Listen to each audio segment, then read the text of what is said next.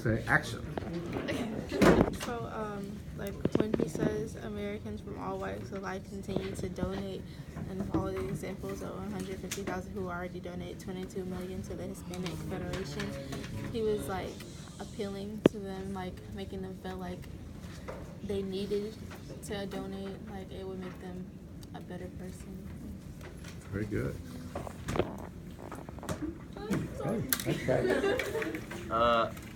I think that, or Manuel, he used a majority of logos appeal throughout the essay kind of passage, and he uses just like a small amount of pathos and ethos, but most of his logos, like when he said that in the past 84 days that people have been trying to help Puerto Ricans. There's been a diaspora, and more Puerto Ricans have been moving to the mainland to avoid conflict because no one's doing anything. It's like really in vain, the effort is made. All right. So lots of emotional appeal throughout. And logos. And lots of logical appeal. Yeah. All right. Very good. I did that on purpose because it sounds better in an essay if you say logical appeal instead of saying logos and all that. So, you know, I'm glad you know what it is, but just when you write it out to a regular person, like that. So, referring back to the video as to what Jimmy Fallon said, he said that Puerto Rico was an exporter of medical goods, which I kind of thought was ironic because in the passage it says, like on the last paragraph on the first page, continuing on to the back, it says that 3.4 million Americans are still in need of health care and only a small portion of the medical funding is qualified for a state. So I kind of thought that was ironic that like so many health is at risk. I lived in and taught in Colombia, on the sea, on the Caribbean Sea, in Cartagena, and it was hard to find seafood. I live on the coast, and it's hard to find seafood because they exported every piece of shrimp and seafood to like either Europe or to Asia, and they didn't keep much for themselves. And it was hard to find coffee, good coffee in Colombia, right? And so what's that saying is you're seeing the same thing. They make medical supplies here. How can they not have medical supplies? Because according to contracts and all that, they have to give it up. So I'm glad you saw that. You caught that. Yeah.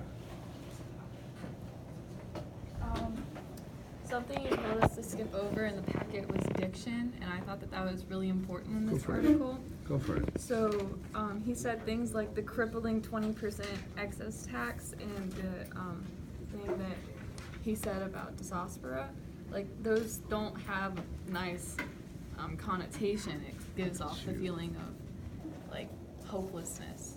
Like there's nothing there. Oh, that's awesome. It wasn't that diction was important, is I thought it would take a longer time to go through diction all by itself. But you know that, you got it. Because you're using a word like connotation. All right, very good. Okay.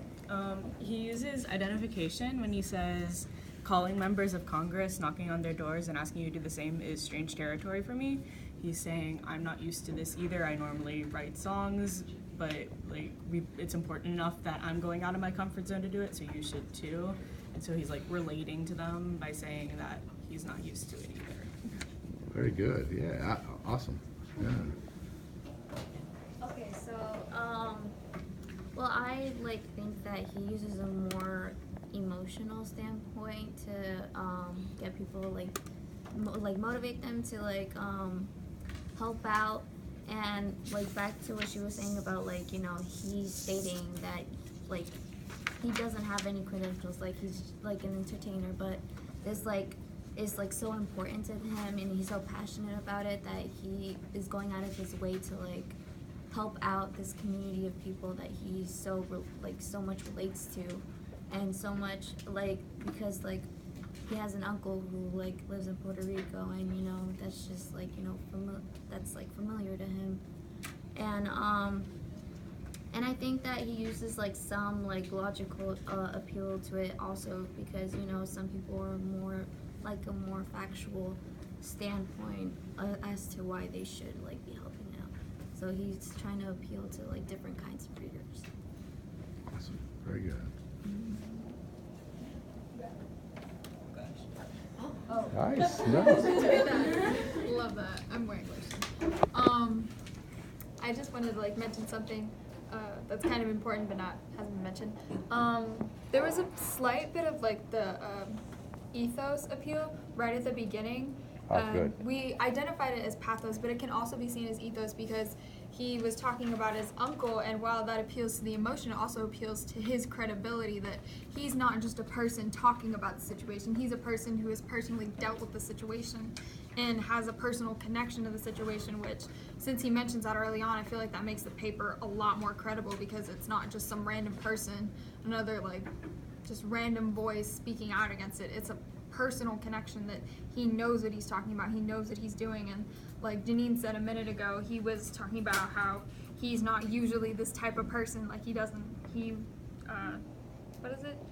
more comfortable writing songs and writing about the political opinion, but because he has that personal connection, he feels the need to speak out about it, and it's not just something like he just sees on the internet and he's just like, oh, I should write about this, like it's not his thing.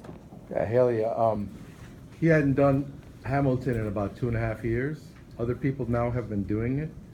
He could have easily sent somebody else down there, and then he shows up and does a cameo. Mm. It's for the same reason. Who is the perfect person to play Hamilton in Puerto Rico? It's his ethos. Mhm. Yeah, he's the one. Just like you stated right there. Awesome. That's great.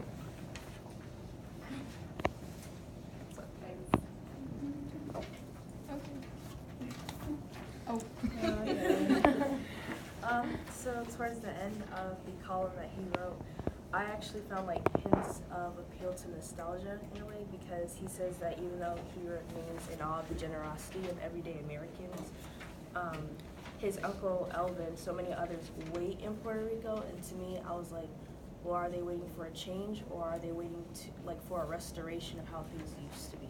Oh, awesome. Definitely. Very good. Very good. All right. We'll go.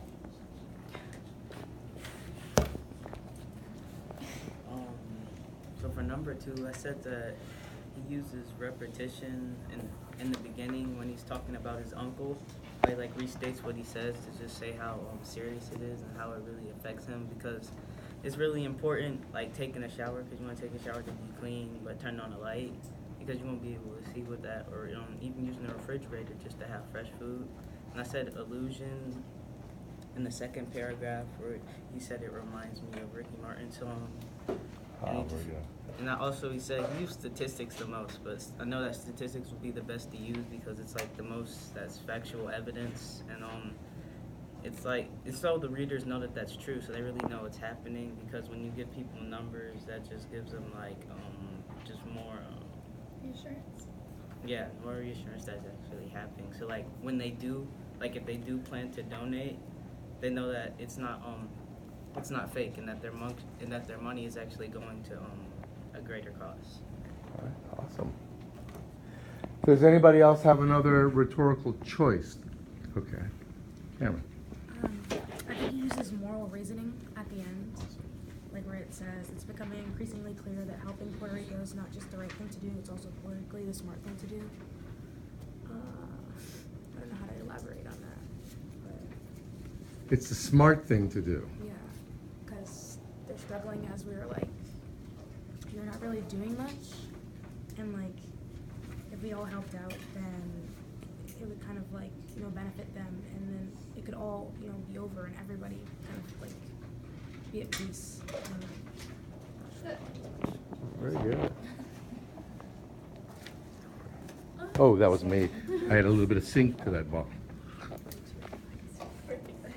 So I wanted to like kind of continue on like what he brought up was like the when he mentioned the song like by Ricky Martin, he was like trying to get the reader to feel like connected in a way, like giving them something that like they know and that they're like, oh yeah, I know this, so like I feel in a way that I'm connected, like if that person mean like if they know the song, to like get them to like feel like they're connected, and that since they are in some type of way that they should feel kind of like how he's feeling and understand why he feels that way. All right. Very good. In the third to last paragraph on the back, I said that he uses ethos when he references Puerto Rico's debt and how they can't pay, and how President Trump said that he should just wipe it out, and how he references other investors he sees on Broadway, how they do it every day, and how they invest in shows that they think will do good, or they drop out last minute when they see it's starting to fail. Wow. So there, he feels he's making a comparison between people bailing on theater shows. That's an analogy, I think. I think that's one of the rhetorical choices. How people bail on Broadway shows is like the way they're bailing on Puerto Rico right now. At the last minute, they just don't want to invest, and poof, they withdraw. Wouldn't that be the appeal to experts? Exactly. Sometimes these things can be multiple things. It's an analogy. It's an emotional appeal. It's an appeal to expert opinions. It says President Trump said it's best during his visit to wipe it out. Exactly. So by referencing President Trump, he's referencing the expert of the country or the leader of the country. But yeah, absolutely. Appeal to authority. Oh, okay. Which is the same thing. It's in the same category. Very good. All right. We'll go. Let's get to the overall message that Lin-Manuel Miranda is conveying in his essay, and how does he use? And you actually have been doing the rhetorical appeals all along. So let's focus on the overall message. Okay. Well, the overall message was kind of obvious. He was basically trying to like spread awareness of the problems that the Puerto Ricans were facing, and like basically like it's really hard for them, and they're trying to like make people like donate more and like try to help fix the problem, like how the government's not really doing anything, and he's trying to like make people like kind of be like sympathetic for them, so they would kind of like push the government to like speed things up, I guess, and like help them. Very good. What else? Overall message, Haley.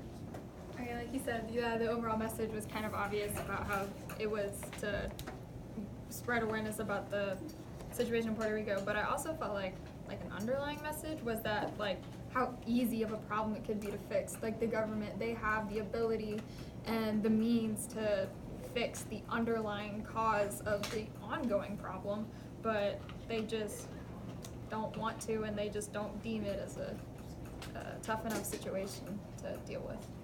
Very good. Excellent. Anything, the overall message? Just like what they said, it's more just saying that it's still an issue because it's been over a year, something like that, since this has happened, and you don't really hear about it in the news, but we all know like it's not being fixed the way it needs to, because when a house burns down, you don't just build on it. You find the problem and you fix that problem, and right now we're just building the house without fixing the problem. Okay. Interesting. Very good. There's a reason I threw that ball at you. All right. Okay. So like what she was saying, like there is like the underlying problem that they just don't want to fix because they feel like Puerto Rico is like yes, it's a part of us, but at the same time like they try to treat it as like, you know, they're outsiders, that they don't really matter as much as somewhere such as South Carolina. Like they don't matter as much to the government. Very good. All right. Give them a hand.